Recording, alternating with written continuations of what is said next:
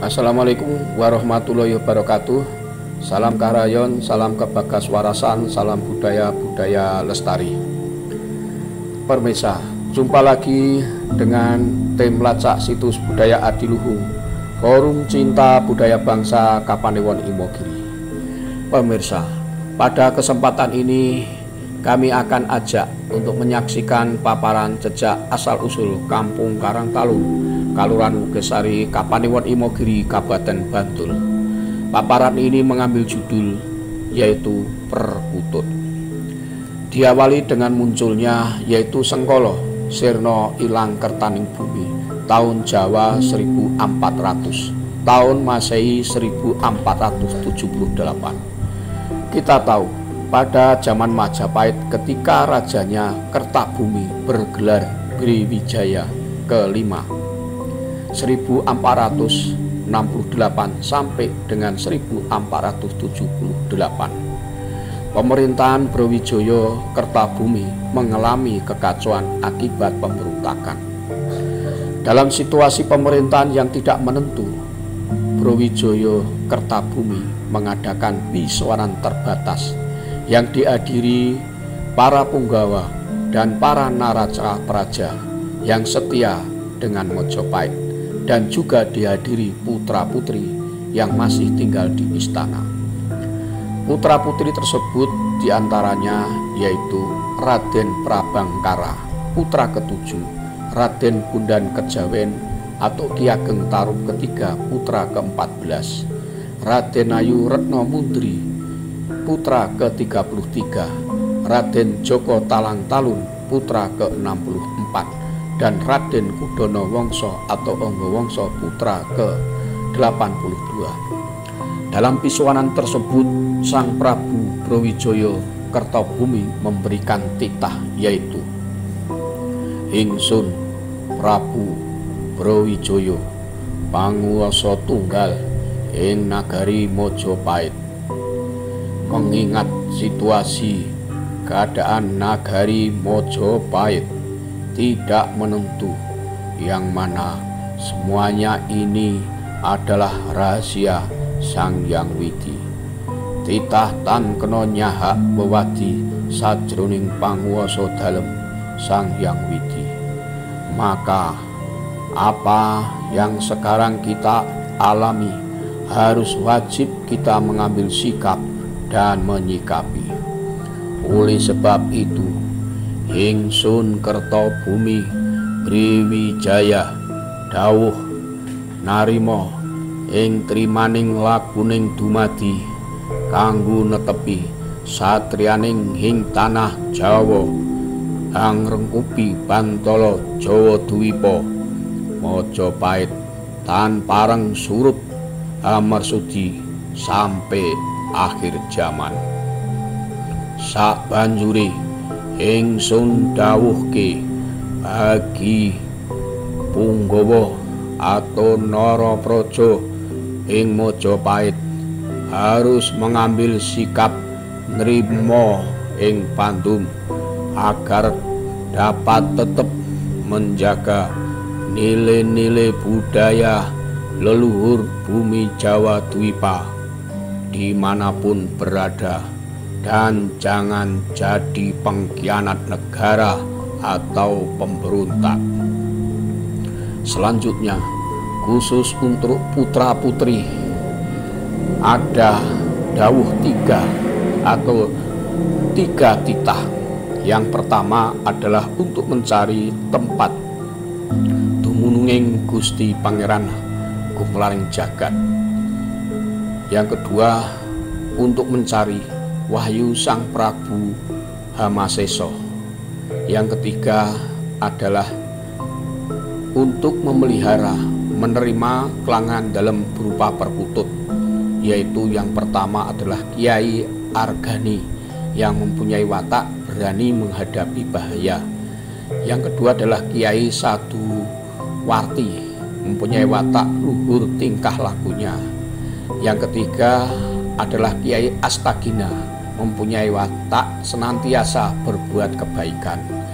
Dan yang keempat, Kiai Satwiko, mempunyai watak menyatukan budi dan jiwa.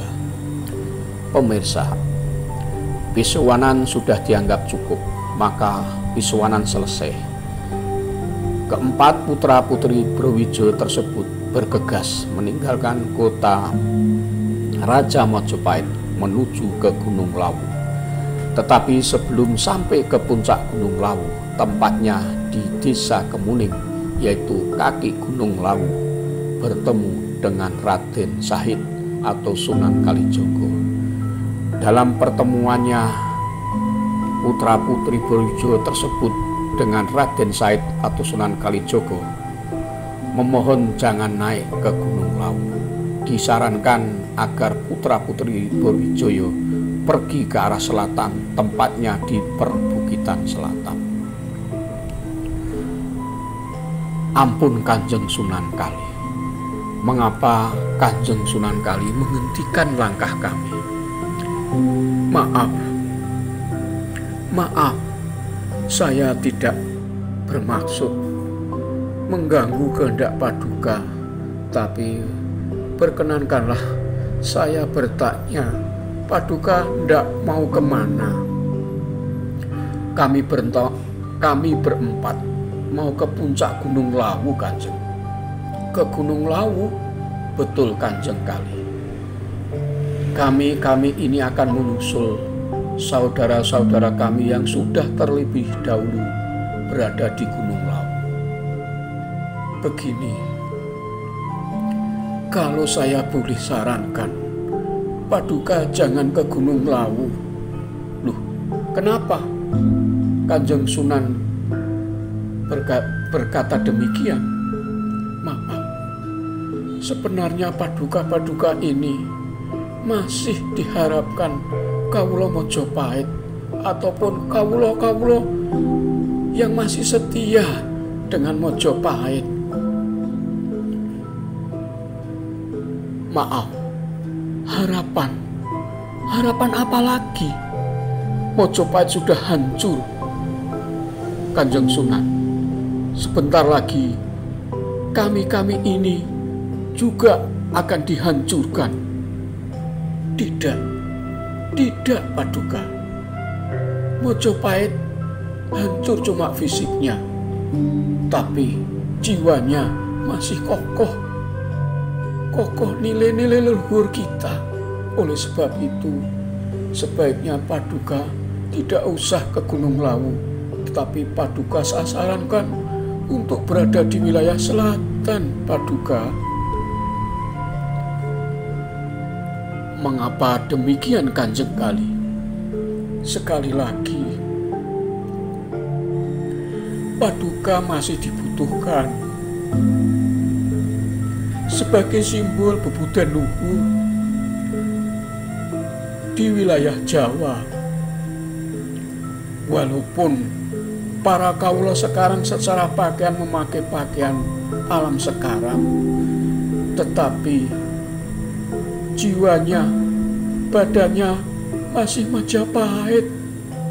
Ingat, biar padi ditanam di sawah dan korma ditanam di padang pasar. Ini tugas kita agar padi tetap tumbuh subur sampai akhir zaman, Paduka. Pemirsa, setelah mendengar apa yang disampaikan Kanjeng Sunan Kalijaga, putra-putri Brawijaya mengurungkan niatnya untuk pergi ke Gunung Lawu. Tetapi sebelum menuju ke tujuan, apa yang disarankan oleh Sunan Kalijaga, putra-putri Brawijaya minta untuk istirahat. Di dalam beristirahat, salah satu putra-putri Brawijaya bertanya kepada Sunan Kalijaga, yaitu mengenai titah dawuh Brawijaya. Sunan Kalijaga pun berkenan kalau bisa menjawab. Selanjutnya, salah satu putra-putri Brawijaya tersebut, yaitu Raden Bondan Kejawen, menjelaskan tentang dawuh atau titah Brawijaya tersebut, yaitu Kanjeng Sunan, sebelum kami mengikuti saran Kanjeng Sunan Kali, kiranya kami akan minta penjelasan dawuh dari Ramanda, yaitu Kanjeng Kertabumi ataupun Kanjeng Brawijaya. Dawuh Rama Paduka, dawuh apa? Coba kalau saya boleh tahu, dawuhnya berupa apa? Begini, Kanjeng Sunan, sebelum kami keluar dari Praja Majapahit, Ramanda Kertabumi mengadakan pisuanan terbatas yang dihadiri Nayaka, dan juga kami berempat. Kita berempat mendapatkan dawuh, yaitu dawuh yang pertama, kita diminta untuk mencari dumununing Gusti Pangeran Kumlaring Jagat. Dawuh yang kedua, untuk mencari wahyu Sang Prabu Hamasesa. Dan yang ketiga, kami diminta untuk memelihara kelangenan pusaka dalem berupa perkutut atau burung perkutut. Begitu Kanjeng wanter dawuh dalem Kanjeng Rama Kertabumi. Raden Sahid atau Sunan Kalijaga setelah mendengar penjelasan tentang dawuh raja,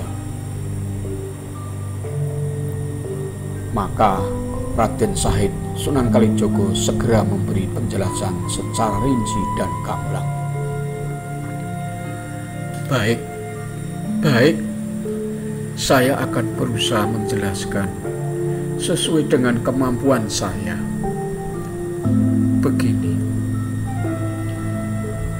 Rama Paduka dawuh adalah merupakan amanah yang harus Paduka laksanakan. Sisi ataupun isi dari dawuh bahwa Paduka dititahkan untuk mencari dumununing Gusti Pangeran Kumlaring Jagat adalah bahwa yang terkandung dalam kalimat Gusti artinya adalah bagus ing ati. Orang yang mempunyai budi luhur, suci, jujur, netepi darmaning titah agesang. Dan pangeran bermakna adalah papan pangengeran atau tempat pengabdian secara total dan tulus tanpa pamrih. Sedangkan Kumlaring Jagat dimaknai keadaan dunia seutuhnya untuk mengakui ciptaan Sang Hyang Maha Esa. Sedangkan wahyu Sang Prabu Hamasesa adalah bermakna sangkan paraning dumadi atau asal usul dari awal sampai tertadinya zat gaib atau sejatining sukma menjadi wujud dengan sandangan wujud, yaitu 4 kiblat 5 pancer sebagai keseimbangan lakoning manungsa atau wujud suatu makhluk Tuhan Maha Esa Paduka.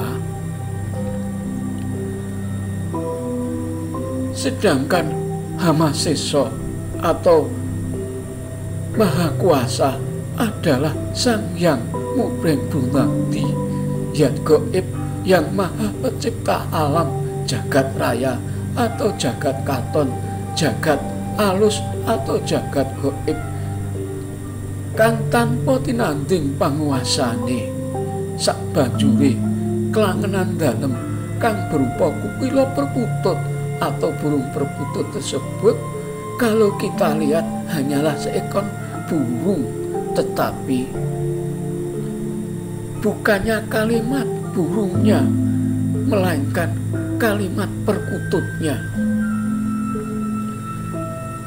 Perkutut mempunyai makna adalah perkutut lakune manungsa kudu runtut sanggup nglakoni lan nglakoni jumbuh marang gegayuhan kang luhur satriyaning tanah Jawi kang adhedhasar bebuden luhur ngugemi marang paugeraning tuntunan tatanan lan bebuden luhur.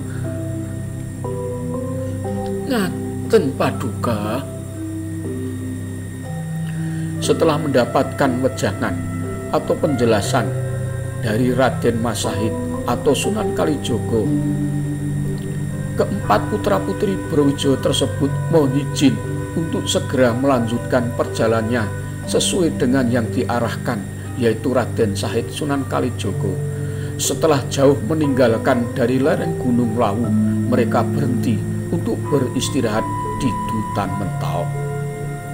Salah satu putra Raja Brawijaya ternyata sudah dahulu berada di hutan Mentawai, yaitu namanya adalah Raden Joko Prabangkara.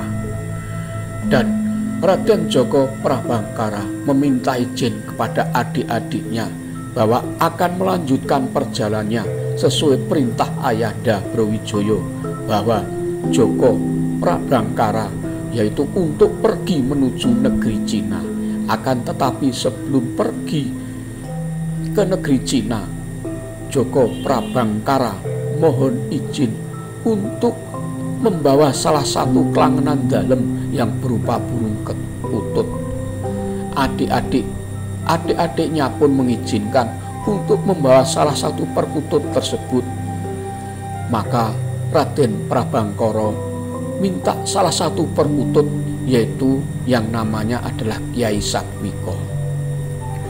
Kepergian Joko Prabangkara menuju ke utara dan selanjutnya tinggal Raden Bondan Kejawen sesuai dengan petunjuk Raden Sahid Sunan Kalijaga untuk mengembara di tanah Jawi, sedangkan Raden Ayu Ratnamundri, Joko Talang-Talun dan Kudono Wongso atau Onggo Wongso menuju arah selatan. Pemirsa, cukup sekian paparan kami. Kita lanjutkan paparan berikutnya. Wassalamualaikum warahmatullahi wabarakatuh.